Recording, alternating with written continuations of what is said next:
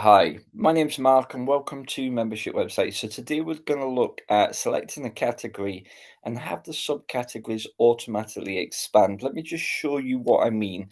You might already have this set up on your website, but if you haven't, it's a good setting to make sure you've got turned on. So if I'm going to search for something I need, so for example, education, you can see here that I don't get to see any of the subcategories. In fact, in order to see any of the subcategories, I need to click on the drop down. Okay, so let's just go to the back end. Let's go to settings and advanced settings, and let's look under the search tab. And when you scroll down, you've got a search here, auto expand sub-level categories.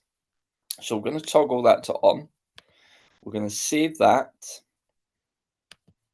Back to the website. We'll reload the page. Now, when I select education, the subcategories automatically expand.